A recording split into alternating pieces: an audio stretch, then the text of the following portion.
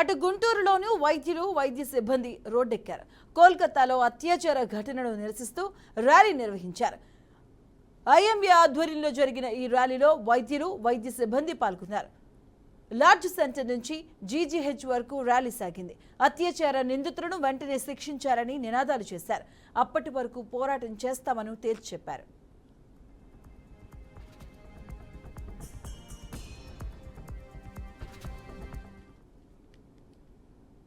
ఎప్పుడు ఇలాంటి ఇన్సిడెంట్ అనేది వర్క్ ప్లేస్ లో డాక్టర్ని ఇలా హింసాత్మకంగా చేయడం అనేది ఇంతవరకు ఎప్పుడు హిస్టరీలోనే జరగలేదు.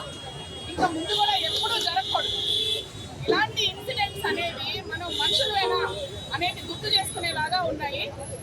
ఎస్పెషల్లీ ఇన్ఫ్లుయెన్స్ ఏంటి అంటే ఇవన్నీ జరగడానికి మూలం ఏంటి అంటే అధికారం మాకుంది, మేము ఏదైనా చేయగలమని. రెండవది డ్రగ్స్, ఇలాంటి వీడు ఇవన్నీ ఇన్ఫ్లుయెన్స్ మీద ఇది చేసి తప్పించుకొని తిరుగుతున్నారు. ఇక్కడ ఉన్న వాళ్ళు తప్పించుకొని తిరగడానికి లేదు. ఎవరైతే దీన్ని చేశారో, దీనికి ఎవరైతే కారకులో వాళ్ళని వెంటనే శిక్షించాలి. ఒకళ్ళని శిక్షిస్తేనే మళ్ళీ మళ్ళీ ఇవి జరగకుండా ఉంటాయి. ఇలా మేము ఎన్ని స్ట్రైకులు చేసినా ఏం చేసినా పెద్ద ఉపయోగం లేదు. ఆడవాళ్ళకి వాళ్ళ ధైర్యానికి సంబంధించిన ప్రాబ్లం ఇది. మా ధైర్యాన్ని పూర్తిగా నిర్వీర్యం చేసి మమ్మల్ని బయట తిరగనీయకుండా చేస్తున్నారు.